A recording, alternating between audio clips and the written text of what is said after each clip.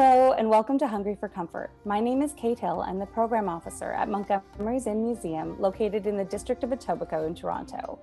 Food and cooking are a passion of mine, so I am particularly pleased that Montgomery's Inn is hosting this session of our exciting series, Chinese Food, Diversity and Delights. Montgomery's Inn has a direct connection to Chinese food traditions. Though the building was built in the 1830s, from a period of 1930 to 1945, the building and surrounding agricultural lands were rented to a series of Chinese families working as market gardeners. We are very lucky to have in our collection both oral history and archaeological findings related to their time at the inn.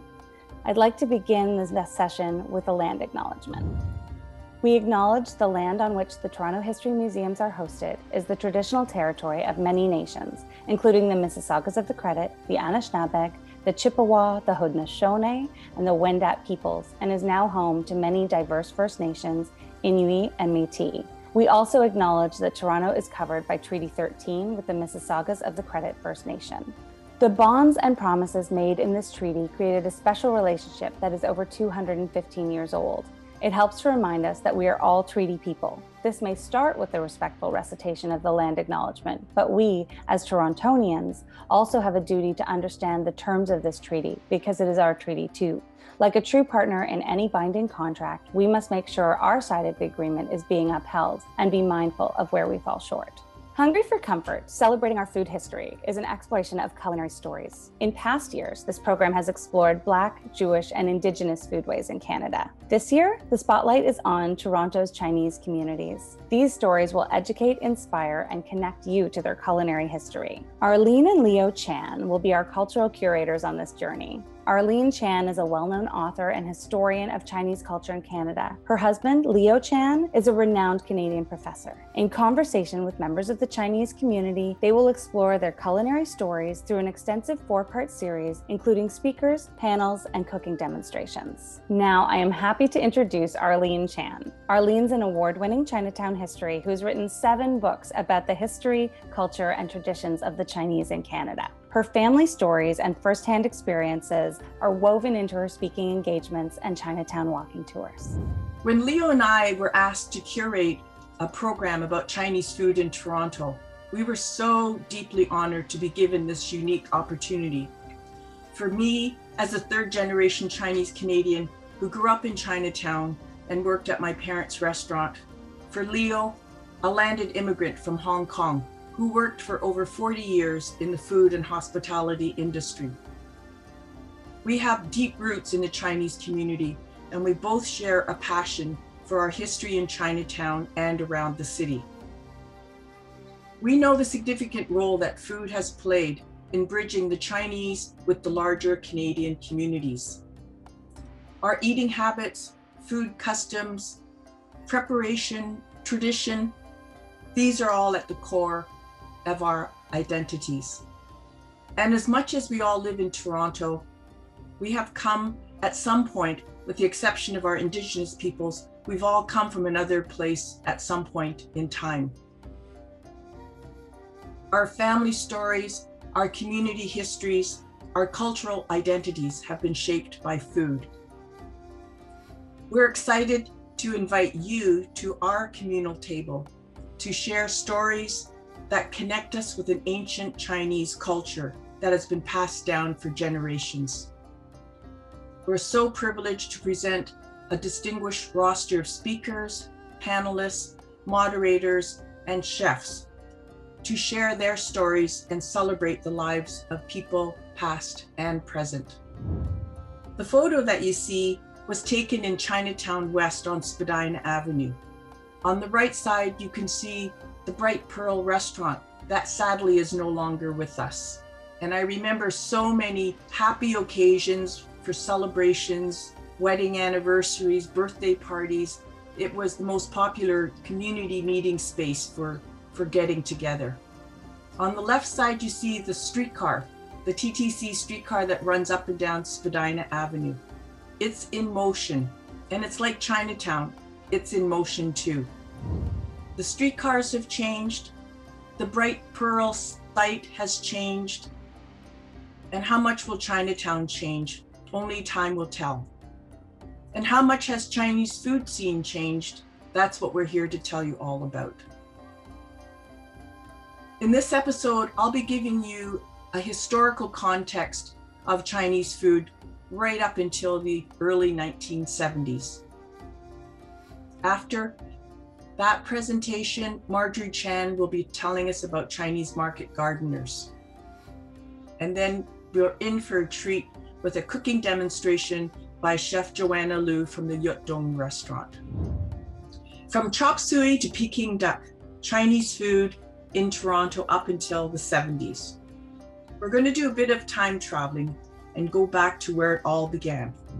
What you see here is a map of China, and most of the names that you see here are the names of the provinces. But the one that I really want to point out to you is in the south part of China, Guangdong province, because that is where the majority of Chinese immigrants came from. When we talk about immigration, we talk about what were the push and pull factors. And the push factors were very, very strong in Guangdong province. Natural disasters like earthquakes, typhoons, flooding, and there was only enough food to feed 1/3 of the population there. So what pulled them over to British Columbia? In 1858, it was the gold rush. And then in 1881 to 1885, it was for the construction of the Canadian Pacific Railway. And over 15,000 Chinese left Guangdong province to work as Chinese railway workers. What I really want to point out too is the capital city of Guangdong province is Canton. That's what it was called in those early years.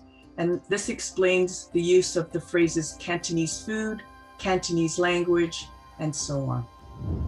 The first Chinese recorded in our city directory is a man named Sam Ching.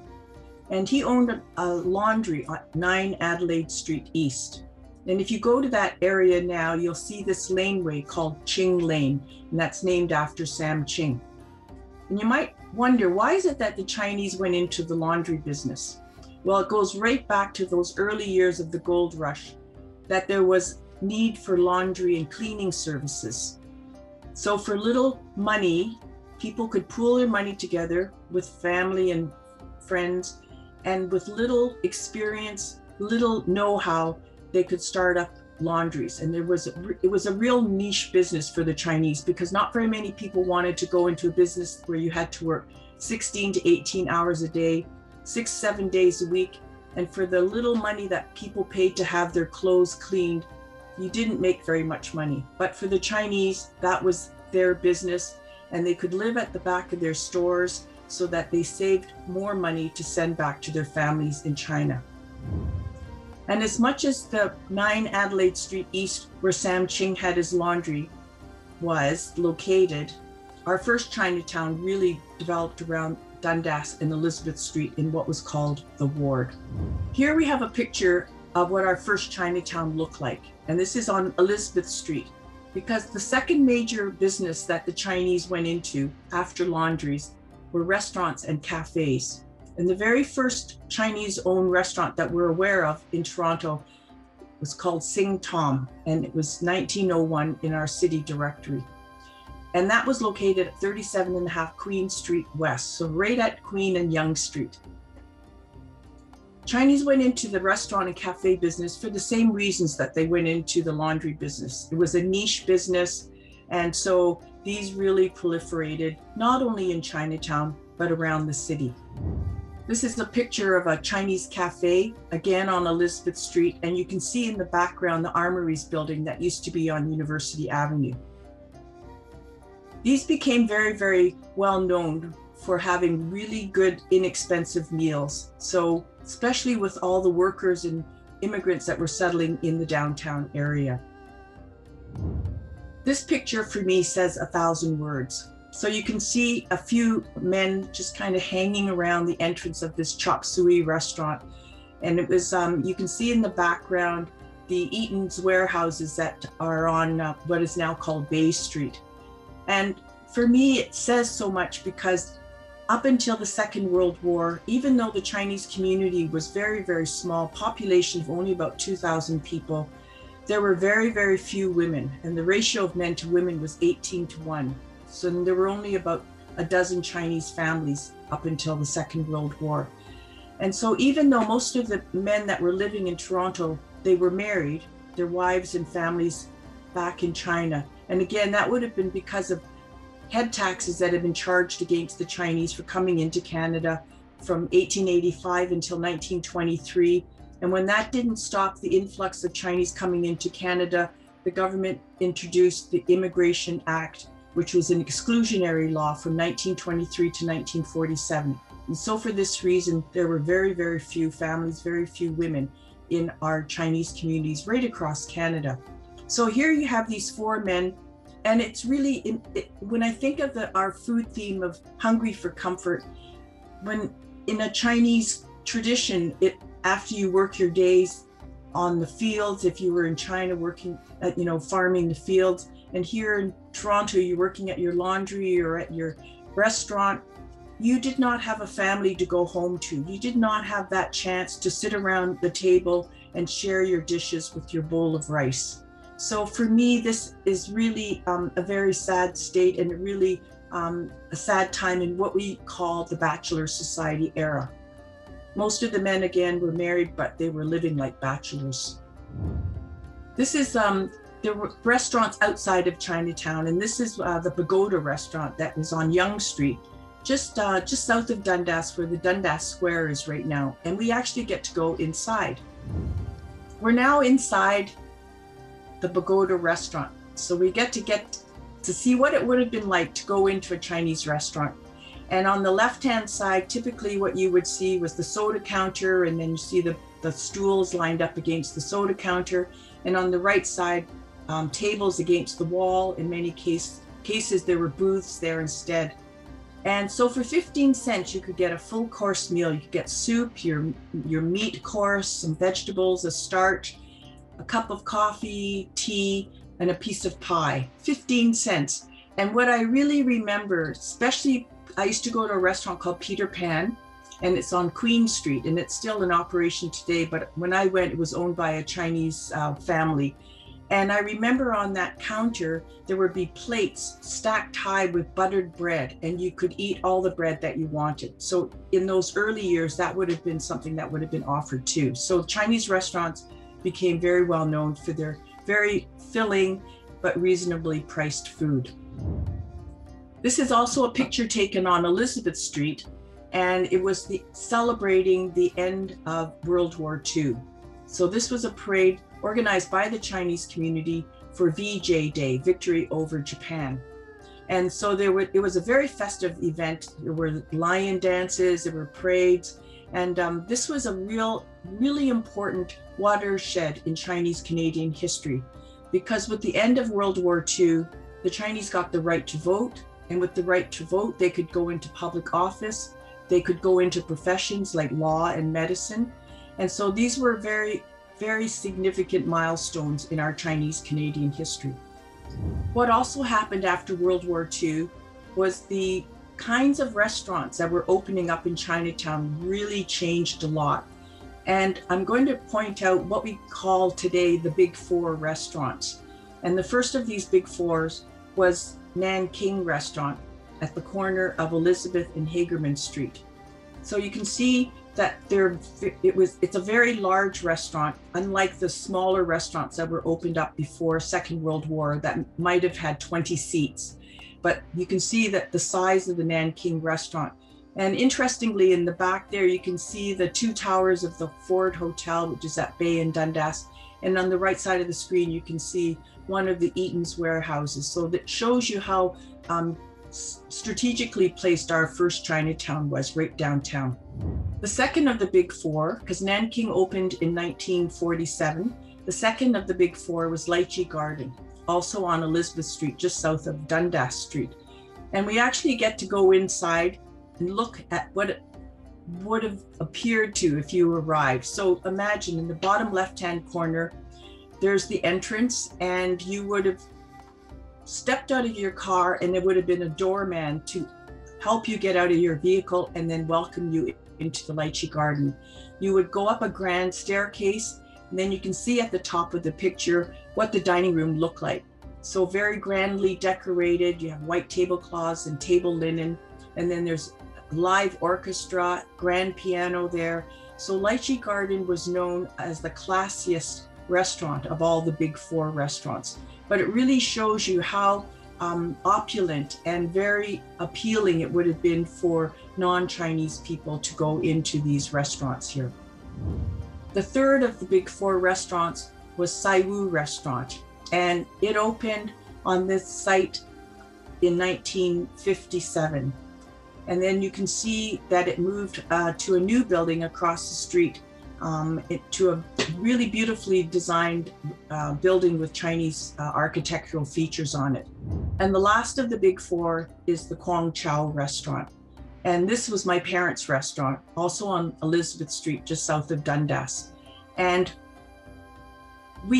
there are 6 kids in our family, and all of us, we worked at the restaurant. So it ran from 1959 until 1985, and all of us took turns working at the restaurant.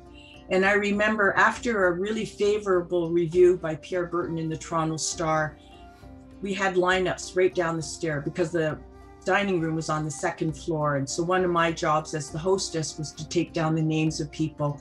And it was not unusual for people to wait for an hour and a half to get a table at the Quang Chao. There were many other restaurants that started opening in Chinatown after the Second World War, and I'm just going to point out one of them, and that is the Sea-High Chop Suey restaurant that was on Dundas Street. And it was very, very popular, so they opened a second location that was located at Bathurst, just south of Highway 401, just south of Wilson. And it just only recently closed. So this was one of the landmarks, one of the restaurants that started in our first Chinatown and then just recently closed up in North Toronto. So what were people coming to eat at when they went to the big four restaurants and all the other Chinese restaurants that were opening up? It was Chinese food adapted for the Western palate.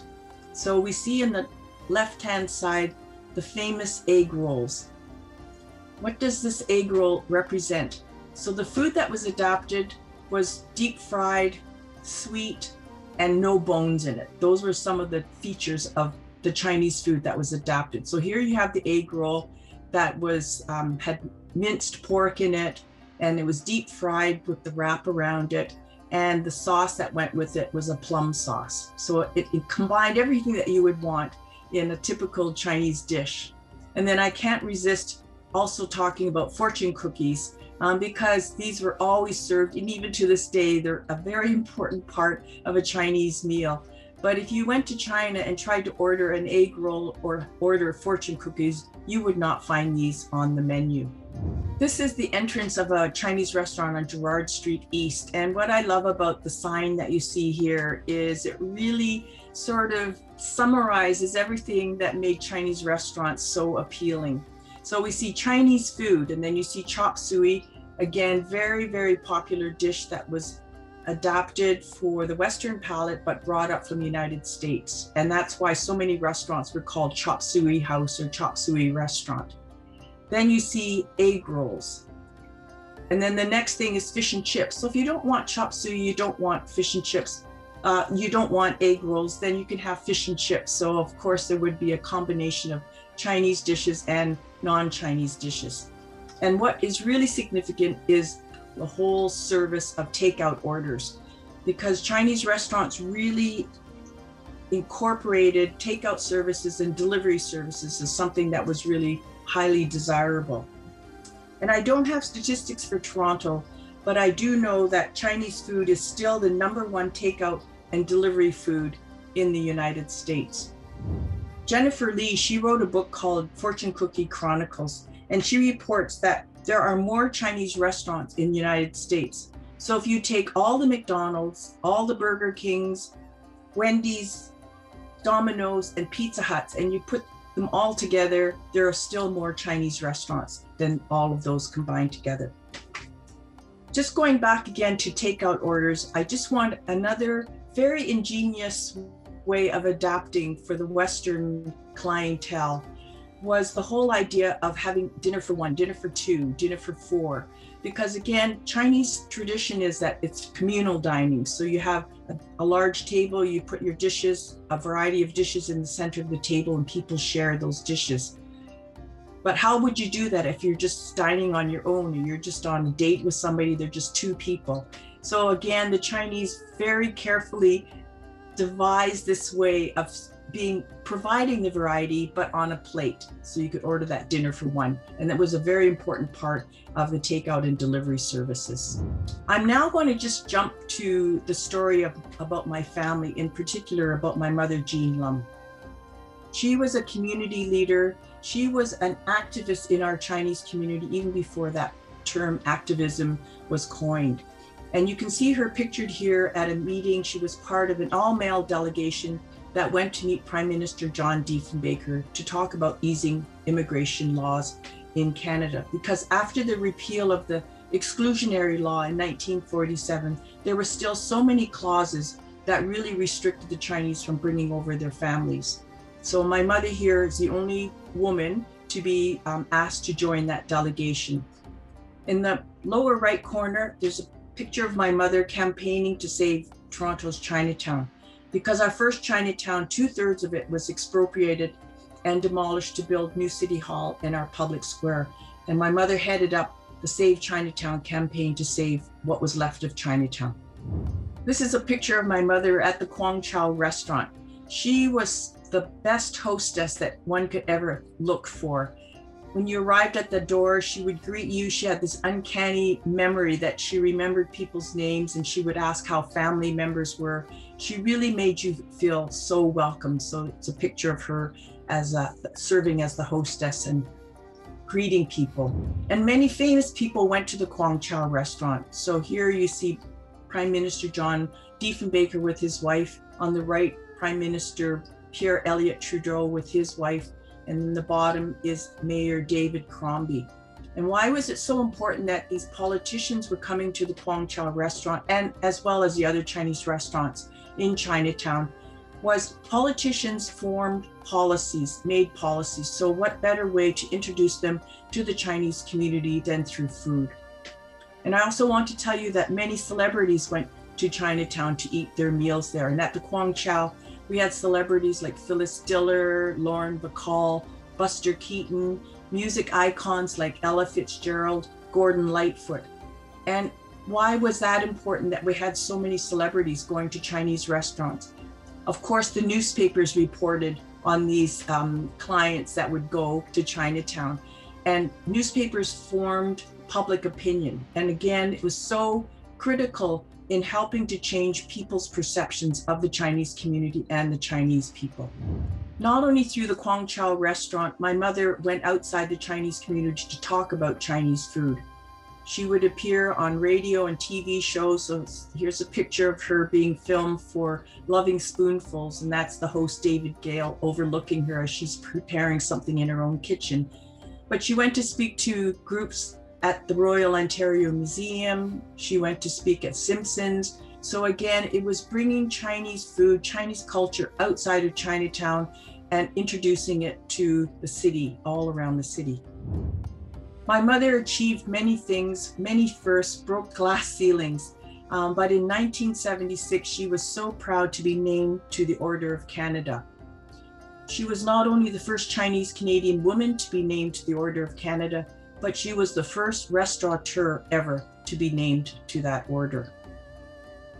She also received the Fran Award for outstanding achievements in Toronto's restaurant industry. This award is named after the owner of Fran's Restaurants. And my mother was not only the first Chinese Canadian restaurateur to receive this award, but she was also the first woman to receive this award for many, many years. So if you go to Chinatown, you will see a lot of commemorations in her honor. There's an Ontario Heritage Trust plaque, which is just located just south of where the Quang Chao Restaurant used to be. If you walk through Chinatown West, running south off Dundas Street, there's a laneway called Jean Liu Lane. And really, we're so proud that just last year in 2020, a new public school opened named after her. And I know I can just hear my mother saying, imagine that, all of these honors for a restaurateur. Now, jumping back into Chinatown, again, With the easing of immigration laws, and especially when Canada revamped the immigration laws in 1967 with the point system, we started seeing many waves of Chinese immigrants coming into Toronto. And so our Chinatown West at Spadina and Dundas started growing with more and more restaurants, more variety of Chinese food and supermarkets and bakeries.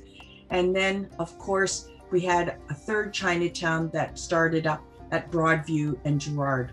And I'm going to end this presentation with a very famous photograph of President Richard Nixon eating in Beijing at a multi-course banquet in 1972. Richard Nixon was there to normalize relations between China and the United States. And when he went and ate at this banquet, this photograph and several others that were taken, so you can see on the left, Premier Joanna Liu, and on the right is a Chinese official. And they're enjoying this meal that included Peking duck. But this photograph was just all broadcast all around the world. And what we found was that people took a real interest, because now they started wanting to eat real Chinese food, authentic Chinese food. And it started this interest in learning how to cook Chinese food. It started up Chinese cooking shows. And now, even to this day, you don't have to go to Chinatown to buy your supplies and staples. You can just go to your local supermarket and you can pick up things like soy sauce and oyster sauce. So this historic time really did make Chinese cooking, Chinese food much more popular. And that's when we started seeing the move away from Cantonese food into a very different, great variety of different cuisines. Chinese restaurants, takeouts, deliveries are enjoyed by everyone. And there are so many happy memories from myself going to banquets, eating with my family and friends.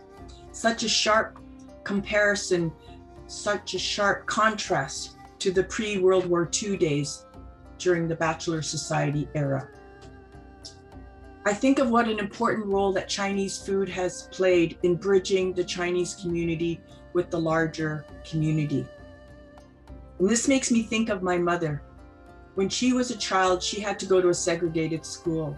And she thought to herself, why am I being held outside the circle of Canadian life? I want to be inside the circle. And so I think my mother's dream has been realized. And I know that Chinese food played a large role in doing this. I've taken you back in our history up until the early 70s. But one important topic that I didn't cover was the Chinese market gardener. I'm so pleased that our next speaker, Marjorie Chan, will shed some light on this very important but little known topic.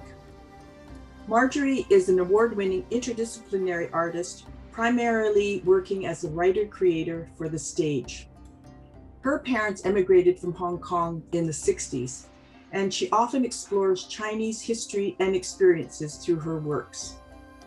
Marjorie is the artistic director of Theatre Passe Muraille in downtown Toronto. Marjorie, welcome.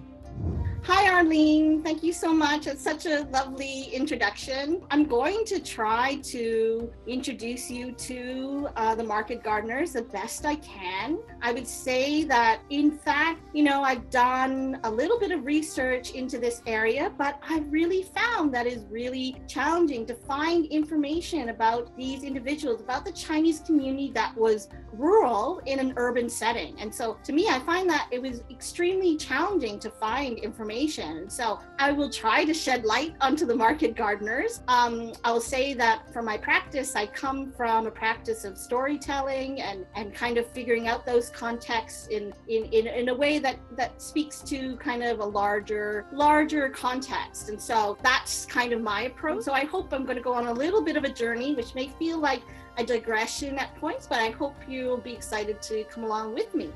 So before we even kind of begin to kind of think about what market gardeners are, who market gardeners were, and certainly in terms of the Chinese market gardeners, I I think that we need a little bit of context about the Chinese in Canada. And so I just wanted to open that up. And so to have a little bit of conversation, to think about kind of what brought individuals to Canada, why the Chinese were here, and the kind of vocations that they have, and kind of the lifestyles that they had, and how that leads us perhaps to market gardeners. So as you probably already know, or probably already have learned through history or through your own research, obviously there was a large Chinese community that was driven to come to Canada because of the gold rush. And the gold rush in BC, and likely the Chinese individuals came north from San Francisco. Just to give an example of kind of what that kind of looked like, there was probably in 1858, there was probably about 30,000 gold seekers in British Columbia. And probably of those 30,000, probably a few hundred were Chinese miners that were also looking for gold. And then very shortly, in a few years after that, that number grew to several thousand Chinese miners looking for gold. And in those images, as you can see, and as the experience of that, obviously it's a very difficult experience, very harsh conditions, but this was the driver of these Chinese individuals coming to Canada. Again, looking for that golden mountain, or in Cantonese, we say gam san, that kind of economic security. And so that's really kind of the really beginning of when Chinese came to Canada. And so as a real start, and kind of in the framing for us in terms of what we're understanding to be a journey for market gardeners. So then here we are, we're the Canadian Pacific Railway. I think that we have an understanding in terms of the enormous labor force that was Chinese, that was readily available, and certainly that continued in terms of that influx of immigration from China to Canada, and this time as labor, coolie labor. Now, to give an example of what that kind of scale was, there was about 9,000 railway workers all told. About 6,500 were Chinese, which is kind of like an extraordinary percentage of Chinese who were building the railway.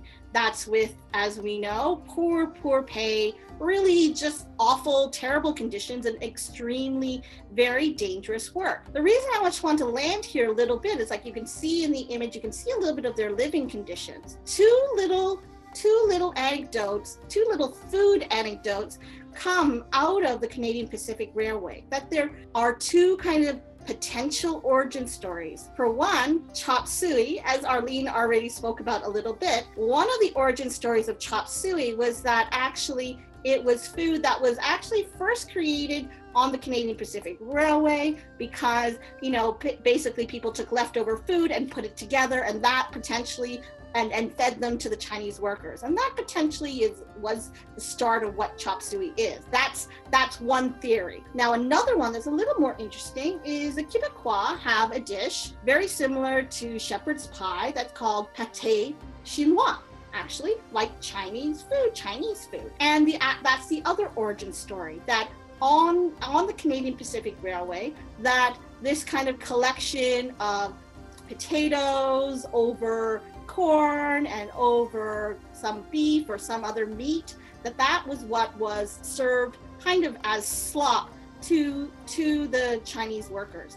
That's the theory. I actually personally don't actually think that's true, since there was a dish in New France called pâté de porc, and that was actually like turnips and ground pork, and it was from New France, and it sounds like pâté de chinois possibly. So anyway, in any case, there are two little anecdotes that I find extremely interesting, because there's something about the mythology of the Chinese on the Canadian Pacific Railway where kind of these kind of food mythologies kind of emerged. And all that to say, to me, it makes me wonder as a storyteller, it makes me kind of consider imagining these men so far away from home, probably eating food that was very different from the food that they were used to, and certainly not food from their culture. So that's something I think about. And I think about that personally. What happens when you have food what happens when you want comfort food, when you want food from your own culture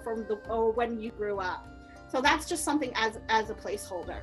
So then jumping forward, as Arlene spoke about, cafes in Toronto, Chinese cafes, started to become something as one of the vocations in which Chinese were known for in Canada. And these images here actually are from St. John's Ward, as Arlene had mentioned. And what's super interesting to me is that these Chinese cafes had combinations of food, that they were serving chop suey, but they were also serving coffee. And further to that, is a place where actually people had a little bit of mix, that kind of, Chinese people would eat there, perhaps enslaved individuals would eat there. So there was some mixing that was permissible in a Chinese cafe that may not have been permissible elsewhere. And so that's super interesting to me. The other part that's interesting to me is you think of that entire journey from of kind of the Chinese community, in Canada as immigrants, that here you're actually looking at, if you have a cafe where you might be able to have food that's like somewhat close to the kind of food that you grew up with, or at least approximated that, you're looking at a community that was ostracized, that was brought in as labor, and from that place to actually feeling that there's some landing of that community. There's some home for that community being built if these Chinese cafes were in existence. And so that's what's super interesting to me. Now the Chinese that we're talking about, and certainly in these images, these are Chinese that are urban. They're in the center of downtown. They're downtown Chinatowns, as Arlene spoke to. And what we haven't talked much about are kind of rural or farming Chinese individuals. So question is, what is a market garden? Which is kind of the first question that was posed to me when someone said, hey, you should look up market gardeners in Etobicoke. I was like, okay. It is kind of exactly what it sounds like. It's small scale farming, small organic farming, and with the intention to farm enough to be able to be subsistence, so that you could have that produce yourself and also be able to take it to a market to sell, and not necessarily in a position to have your own stall or anything, but just in that way be able to provide produce and do that as much as possible. Very small scale, not much acreage, just able to provide. It's a very lean way of living. Right? It's not particularly kind of an abundant way of living, but I think it's really interesting just kind of like to think about what are the socioeconomic kind of factors which create the condition of why a market garden and market gardeners would come to be. So in these two images, these are two images of market gardeners. One on the right is market gardener, a vegetable peddler heading to market with a lot of things on his back and carrying that. That's actually from the 1890s, and that's actually an image from Vancouver. Now the other one is a Chinese market gardener, also kind of 1890s, but that's a market gardener from Australia. And to our eyes, they seem extremely similar. And to me, what's super interesting is actually like, why would Chinese market gardeners develop in two very different places in the world with very different political and economic systems? But actually the migration patterns are the same. That actually the Chinese immigrants, again, were coming first as labor, and then start to make that shift to actually living on the land. Then they're starting to make a living growing vegetables and things on a patch of land. So that shift in terms of that community of actually kind of being itinerant and hired for labor to a place where they actually have maybe a little more agency in terms of economics, but also a little more agency, perhaps, this is my idea, that perhaps a more agency in terms of the kinds of things that they ate, so that actually immigrants in a new land could, that time to be able to put seeds in the ground that maybe were seeds from their homeland and grow a vegetable that they ate as a child. And so that to me speaks to a maturation of the communities in those countries. And so I just thought it was super interesting to see those. That was happening in two places in the world that were, you know, really far away from each other. So that takes us to Montgomery's Inn, and we've had a little bit of an introduction to Montgomery's Inn, but for those of you who don't know, it was an inn. It was a family-run inn, kind of built in the 1830s, I believe, and it shelters travelers. It's on Dundas Street West, and as we know, Dundas Street was actually, you know, the street itself was actually built on kind of indigenous routes. So there was travel routes that were kind of eventually kind of pieced together and mapped out, which has become all of Dundas Street. So it makes sense that there was this inn here, Montgomery's Inn, for travelers to rest and come. And certainly along Dundas, there would have been many, many other inns of this ilk. In the end, you know, that family that ran this particular inn, the Montgomerys, they passed away. And then the inn has seen lots of different kind of uses over the years. But in the turn of the century and kind of around between 1920s to 1945, the inn was rented in pieces and the land around it to market gardeners.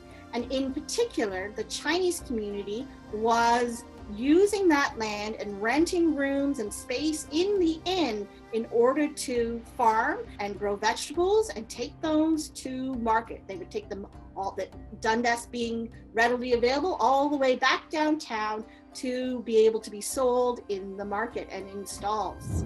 So this extraordinary image is actually an image that I believe came from the Chung family that's in possession at Montgomery Inn. This is some of the scant evidence that we have that there were market gardeners, not only in Etobicoke, but at Montgomery's Inn. And in this particular, for example, we know through tax assessments, so we wouldn't know except for taxes, but through tax assessments, we know that Ming Wu was charged in terms of his tax assessment in 1931 and 1932. Zhen Yong was there, a market gardener for much longer at the inn, 1933 to 1941. And then Joe and Lily Chung from 1942 and 1944. And I think that's what this image is from. It's believed that the Chung family farmed around 8 acres around the inn. Again, 8 acres is not very much and doesn't produce a lot of produce. It's really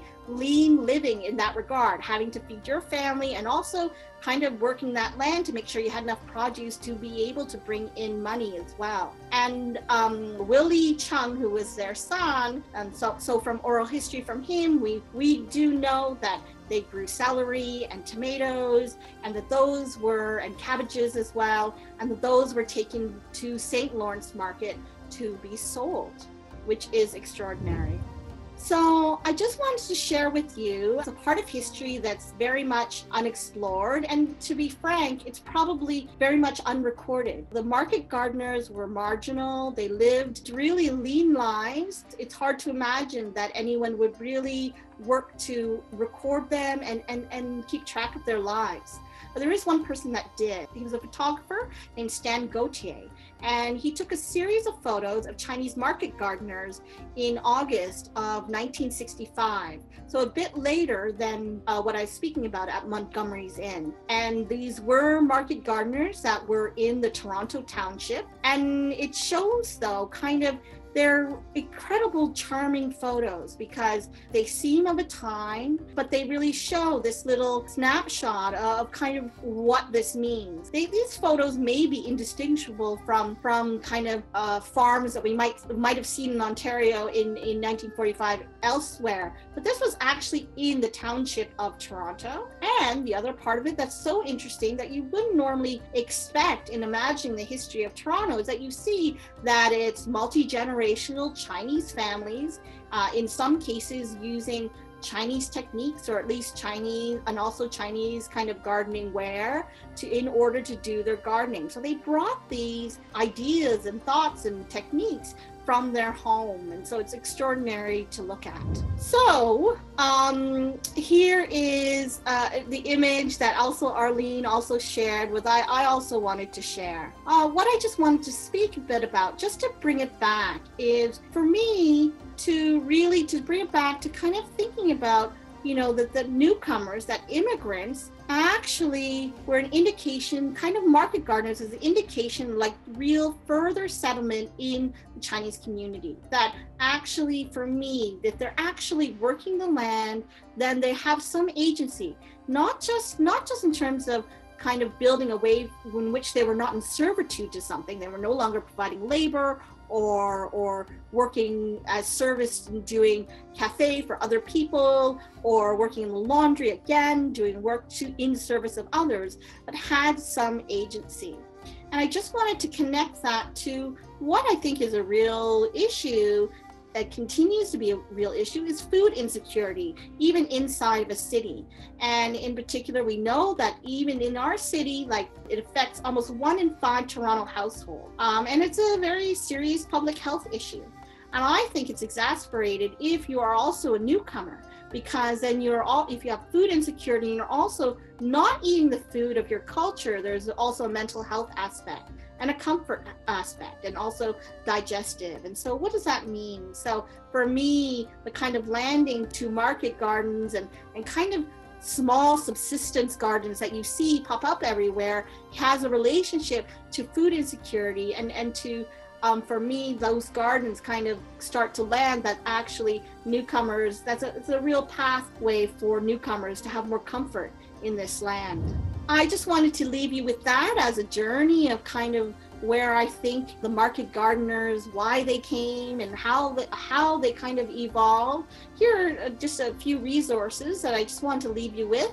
There's certainly more information about Montgomery's Inn on the toronto.ca website. And as well, the reason I began to investigate the market gardeners is I was involved in an amazing audio drama project where several writers were commissioned to write dramas out of Montgomery's Inn's history.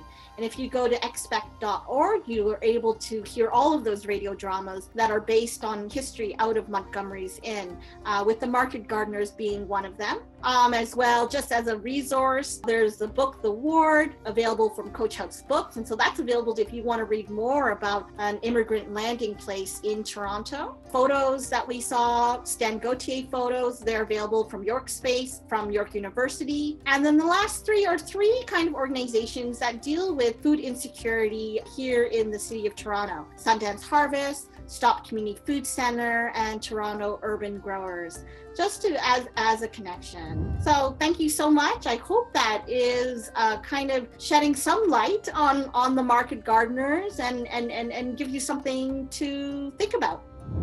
Marjorie, thank you so much for animating this part of our history, and it's really not a well-known part of our history, and filling in a really important gap, because it's so important about the history of our Chinese food here in Toronto, the Chinese market gardeners and the role that they played.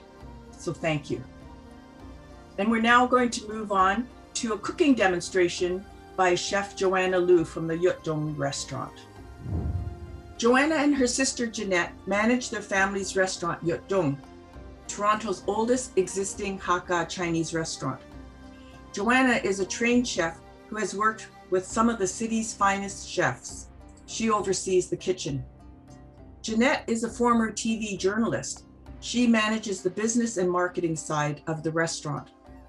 Together, the sisters are proud to carry on the family business that was first opened by their parents, May and Michael.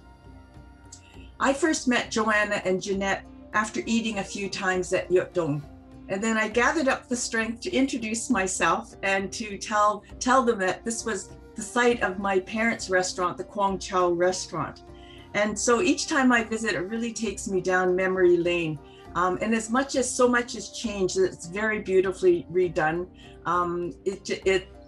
So many other things still remain the same. So it really tugs on my memory heartstrings whenever I go and eat there. So Jeanette, can you just tell me a bit? I know your parents, May and Michael, started up Yueh Tung Restaurant, but can you give us a bit of the history and when it started and how it started?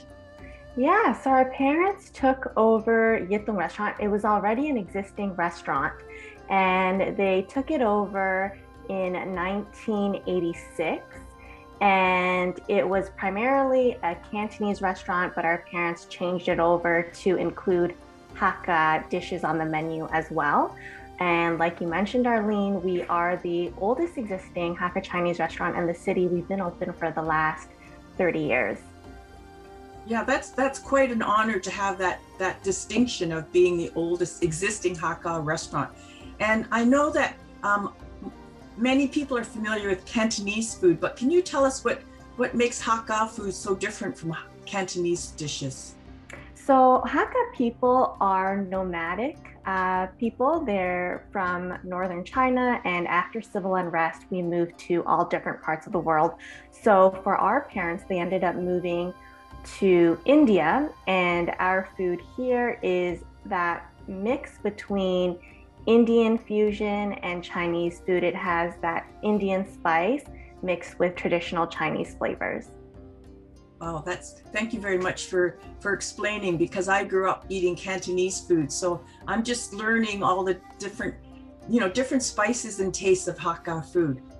So Joanna, I know you're going to be showing us how to make a very special dish that is very popular at the restaurant. So can you tell us about it and maybe tell us why you chose this particular dish? Yeah, so we decided that we wanted to share shrimp and lobster sauce with everybody because it's a very, very popular Cantonese dish. And it's actually the dish that I think I was finally able to cook, and then my dad respected me for that. It's a very, very simple dish, but the technique is a little bit more difficult. So I just want to share with everyone else at home that they can make the same dish as well too. So it's a dish that has tiger shrimps, and there's a lot of black bean flavor in it as well too. So it's very, very rich in umami, and it's just like one of those best comfort meals that you want to eat at home. I know when Leo and I came to Yueh Tung Restaurant, and you really went out of your way to prepare shrimp with lobster sauce for us, and it was delicious. So I'm really looking forward to your cooking demonstration of shrimp with lobster sauce. Hi, my name is Joanna Liu, and today we are at my family restaurant where I am head chef at Yueh Tung Restaurant. And today we are going to be making shrimp and lobster sauce. Ingredients that we need for this dish are green onions. We're gonna need fermented black beans. We have a potato starch slurry, so that's just about 3 tablespoons of potato starch with about 8 tablespoons of water. We need fatty minced pork, and the reason why I chose fatty minced pork is because it gives a lot more body to the dish. We're gonna need 2 eggs, and that's gonna be for the egg wash that we're gonna do at the very end. Garlic. We have Thai tiger shrimps here today, and the size for this one is about 21 to 25 pieces of shrimp per pound. We have a clear chicken broth, and that's about it. So the first thing that we are going to do is we're going to mince this green onion. So if it's a little bit wilted, then let's just get rid of those parts over there and get rid of the head. So for the green onion, most of the flavor is in the bulb right over here in the stem. So anywhere that goes from white to a little bit light green, and then the other parts are just mostly for decoration. So I'll cut this in half, and we're just gonna mince. Put that aside. And then we're gonna take 4 bulbs of garlic. So shrimp and lobster sauce, it's one of those dishes that I think truly speaks to Chinese immigration here in North America. So you actually will not find this dish, or it's not very popular in Asia. It's mostly a North American, so it's a East Coast Torontonian and a Bostonian type of dish. We're gonna get the cloves of garlic first, and I think I might do an extra 2 just for good measure. So we're just gonna open them all up. So we're gonna mince the garlic first. I'm gonna put them into slivers. Of all the dishes, aside from the chili chicken, I found that shrimp and lobster sauce was the one dish that my father would constantly come over to my wok station if I was cooking it. The reason why this dish is called shrimp and lobster sauce is there's actually no lobster in this dish whatsoever. The reason why they call it that is because of the egg finish, and the egg finish is supposed to look like tamale. And tamale is like the green ooey gooey stuff that you can see in the lobster. So when we finish the dish, it's supposed to resemble the tamale of a lobster. So now that we have the garlic ready, we are going to be cracking our eggs. So we're gonna do 2.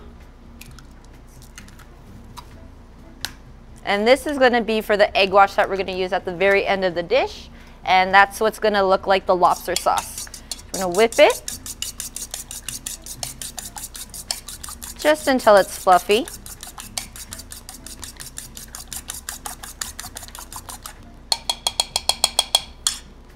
And next, we are going to be doing the black beans. At the restaurant over here, we use fermented black beans and they're whole, but you can go to the grocery store and find any type of canned ones that they have there. If you do decide to get whole, we're just going to mash them up a little bit just to release its natural aroma.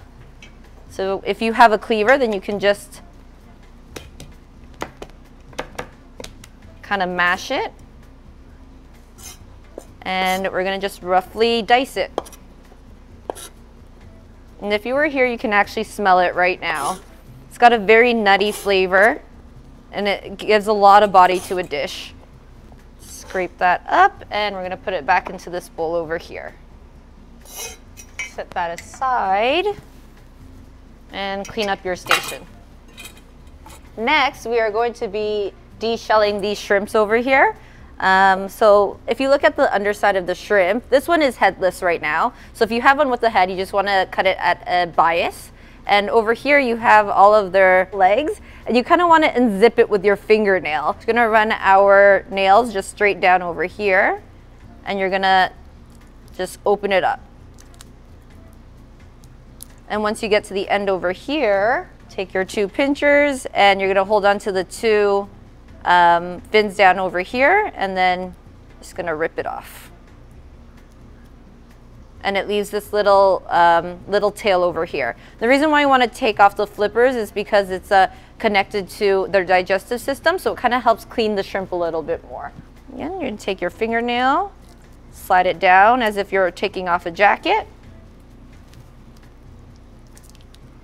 Rip it off. The cool thing about shrimps nowadays is because most tiger shrimps are farmed. So what they do is they actually don't feed it for about 2 days or so. So it has nothing to eat and then everything's cleaned out. So now that we have our shrimps over here, you're gonna take your knife and put your fingers upward so that you don't slice yourself. And you're just gonna drag the knife and you wanna make about a 2 centimeter dice. And what happens is the reason why we do this is one is so that you can clean it, and then number 2, when you cook it, it actually looks much larger than what it is. This one's clean. Clean as well. And this is the intestine that I was talking about. So we're just gonna take that off over here. So now that we have all the ingredients, we're gonna get ready for the fun part, which is cooking in the wok. First, we have our wok over here, but you can do this at home as well too. And I suggest using a non-stick pan because it'll make your life a whole lot easier. For the purposes of being in a commercial kitchen though, I'm just gonna show you how we do it in our kitchen and then I'll give you some tips as we move along. Each ladle over here is equal to 1 cup of what you would have at home. So we'll heat up your wok first or your pan. And we're gonna put in about 2 cups of water. It's very important every time that you blanch anything, vegetables or meat, that you have the water boiling. So if you have rapid bubbles like this, that means that your temperature has reached over 100 degrees Celsius. And we are going to put our protein first. So we have all of our shrimps. I'm gonna put that in. As soon as your shrimps turn pink, you're gonna turn off the heat and we're gonna move it to the side. So if you have a strainer at home, just put it into a strainer. The reason why we're doing this in the water is because we didn't clean the shrimp yet. When you have boiling water, it makes it a lot easier to clean and it's much faster. And it's gonna get rid of all of the impurities from the shrimp. Put that in there. And then you're gonna take cold water and just rinse it off. So again, at home, if you're doing this at home, just put it in a strainer and just rinse it off with water. And it'll get rid of all the impurities from the shrimp. Next, we're gonna heat up your pan again. So in the same pan, you're gonna heat it up. Over here, I'm using a stick that we use to clean up our woks with, and it's made out of bamboo. And it just helps get rid of any dirt or things that you don't want in the wok, and it makes it dry a lot faster as well too. So next, we are going to be putting about 3 tablespoons of oil. I'm gonna put it into the pan. Turn up the heat. Let it sizzle. And we're gonna be putting in the pork. So again, your oil should be hot because we want to sear it. Put it on. And just smush it like you would with a hamburger patty. So the reason why I'm making it into a patty first is because I don't want to break up the pork just yet. When you break up the pork, it doesn't have a nice sear and makes your pork very, very dry. So we're just gonna pat it down like that. So once we have it mostly cooked at the bottom over here, and you can see that it turns into a different color, we're gonna break it up and just flip it over.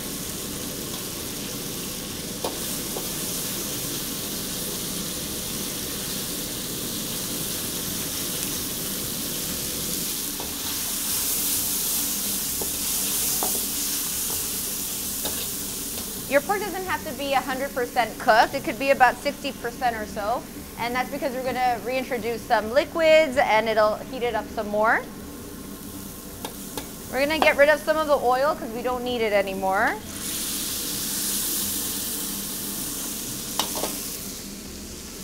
Next, we're gonna add in our flavors. So we're gonna be putting in our fermented black beans. Turn down the heat. Stir fry it a little bit.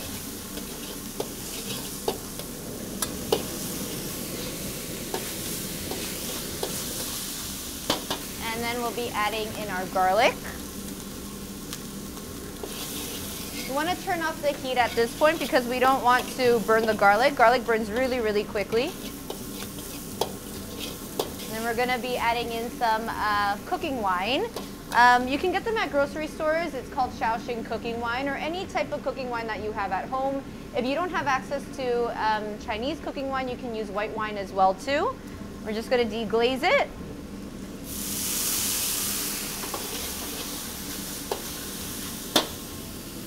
And then we will be adding in chicken stock. Chicken stock makes it, gives it a lot more body, but because the pork already has its own flavor and the black beans, you can substitute it for water at home as well too. So we're gonna be adding in about 1.5 cups.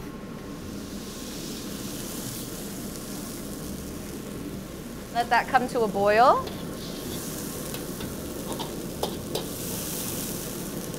We'll be adding in some oyster sauce. Stir that in. Be adding some salt, so about 1/4 teaspoon. And over here we have 2 different types of soy sauce. We have light soy sauce, which is over here, and that's what gives your dish a lot of flavor. It's got that fermented bean in it as well too. And then you have your dark soy sauce, and dark soy sauce is usually used mostly for color. It's for aesthetics. It doesn't have much flavor in it. For dark soy sauce, you can use dark mushroom soy sauce, which you can get at the grocery store. And light soy sauce is any type of soy sauce that you can find. So Kikkoman is a great one as well too. And we're gonna be adding in our flavor. So we're gonna add about, let's say about 1 tablespoon of soy sauce. Stir that in. And to thicken up our sauce, we are going to be using potato starch. Potato starch wasn't too readily available in grocery stores before, but now it is. And if you don't have potato starch, you can use cornstarch as well too. The reason why we use potato starch is because it gives it a nice natural sheen to a dish, so you don't have to add any oils on top of it. But again, you can use cornstarch as well too. So over here we have about 4 tablespoons of potato starch and about 8 to 10 tablespoons of water. And we're gonna create something that you call a slurry. I use my hands, or over here we have a larger one, so we usually use our our ladle over here. But if you don't want to use your hands, you can also use a spoon. Just kind of want to thicken it up.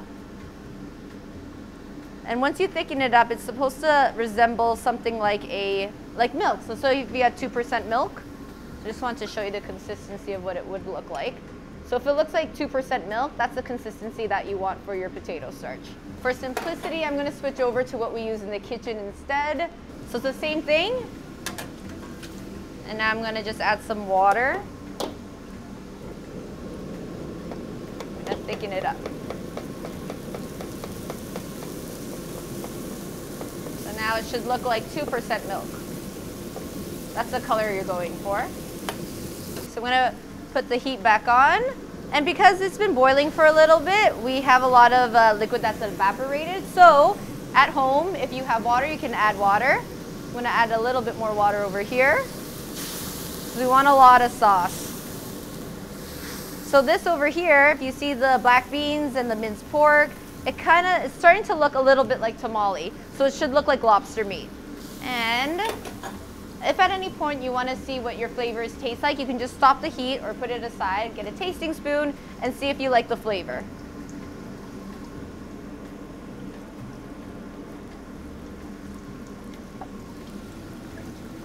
That's good. So our flavor is pretty good right now. We don't need to add any more salt. Keep in mind that the soy sauce is salty, the oyster sauce is salty, and then we add salt as well too, so you don't want to add too much. Potato starch starts to settle after a while, so always make sure that you remix it again. Okay, so this part is important. I'm gonna add in our potato starch slowly. So that's what my dad always taught me. A lot of cooks always try and do it really, really quickly, but you want to take your time. You want to thicken it up a little bit more. Usually, whenever you make a sauce, you want it to coat the back of your spoon. So just like this. But for shrimp and lobster sauce, you want to make sure that the egg wash sits really beautifully on top of it. So you want to make it just a little bit thicker than that. And if you have potato starch, if you have your heat on, the water evaporates, so it makes it extra thick. So you kind of want to be a little bit fast at this point over here. So we're going to turn off the heat. We're going to turn it back on. I'm going to add a little bit. And that's the consistency that we want over here. If you're at home and you find that you made your sauce a little bit too thick, that's fine. Just add some more water and then adjust seasoning to however way you like it. We're going to put our shrimps back in. Let it cook for a little bit. The reason why I didn't put the shrimps in too early on is because shrimps cook very, very quickly. There isn't a lot of fat content in it, and they don't have a lot of muscle, so it cooks really, really quickly. So we're going to put that back in there. And if it cooks too quickly, then instead of it being like a nice U shape, it turns into a circle, and then it makes your shrimps look a lot smaller. So we don't want to overcook it. We're going to add in our dark soy sauce. Like we said, it's mostly for color. So we're going to put it on the top. If you find that there's not enough color, then we're going to go back and put a little bit more. A really good tip that I learned from my father is the more you play with your food, instead of it having like a very nice sheen, the soy starch starts to break down and then it becomes very, very dull looking. So as soon as you put in your soy sauce, try not to move it around too much in the wok. There you go. So now we have a nice sheen. There are a lot of cooks who will keep on mixing it, and they do that because they want to make sure that they have one consistent color, so it's all black all round. But my father had a really, really great tip, and he said that you shouldn't do it too much because then you get the dark color and the light color, and it creates more of a three-dimensional look. So now that we have that ready, that's the consistency that we want. We're going to be adding our egg wash. This part is important because you want to make sure that you just place it right at the top. You don't want to play with your eggs too much. If you do that too much, then it becomes too scrambled. So we want to have that like nice sheen. So we're going to put this over here. I'm going to turn your wok up, let it simmer to kind of like a light simmer. And then we're just going to add our egg, and you're just going to place it very, very gently. This is where most people make a mistake, and then they're just going to put their ladle in right over, but we're just going to kind of swish it around over here.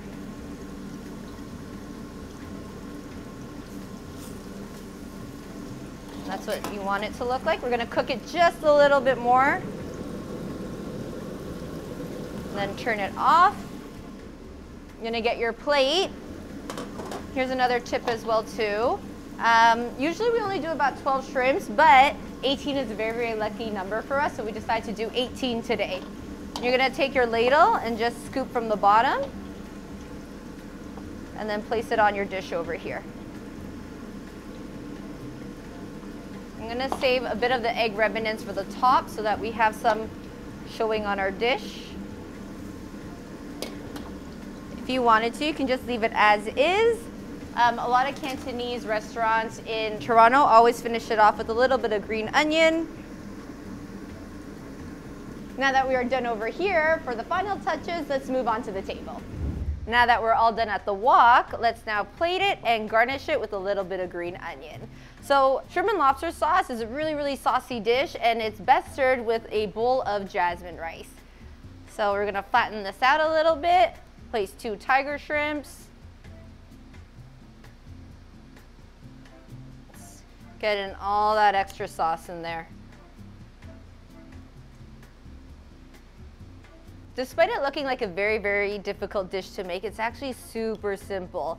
And it's something that's really, really great for your family to share because it looks extra special. All these ingredients that we use today are very, very easy to find at your local grocery store. And we're just gonna finish it off with a little bit of green onion. And there you have it, one of my favorite dishes, shrimp and lobster sauce over a bed of jasmine rice. Joanna, thank you so much for sharing your recipe, showing us how to cook shrimp with lobster sauce. And boy, I'm so happy to hear that it's such a popular dish at Yueh Tung Restaurant, because it was very, very popular at the Quang Chao as well. And it's very, very popular at our household because when you talk about that sauce, there's nothing like that shrimp with lobster sauce over a bowl of steaming rice. There's nothing in comparison. If you talk about comfort foods, that's one of my comfort foods. So thank you for showing us how to cook it up at home. But it does bring back a lot of memories for me, because when I was working at the Quang Chao, and like Jeanette, I used to work at the front of the house, you know, being a hostess and answering the phone and taking orders. And whenever I went into the kitchen to try to watch the chefs to see how I wanted to learn how they cooked up the dishes, they would always shoo me out of the kitchen. I don't know, they thought I was a spy or something, that so I could never just sort of stand around and watch them cook the dishes. So Jeanette, how does your sister feel when you go into the kitchen? Does she ever give you that kind of reaction? Giving me that reaction. I think for us, we're partners at the restaurant. So she is primarily responsible for the kitchen, and that is what Joanna does best. And I take care of the business aspect of the restaurant.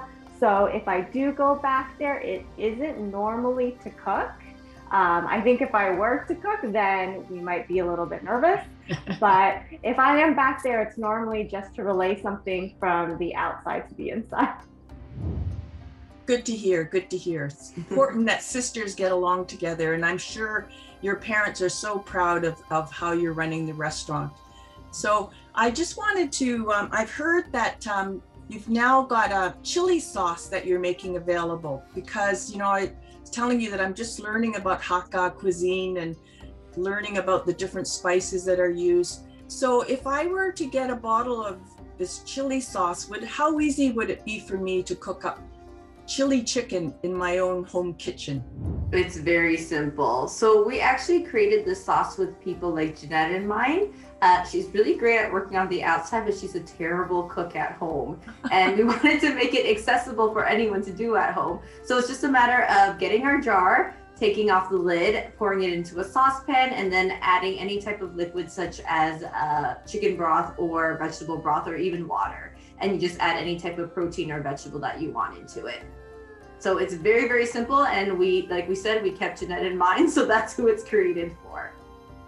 your next sauce will be the shrimp with lobster sauce in a jar. That would be great to do that.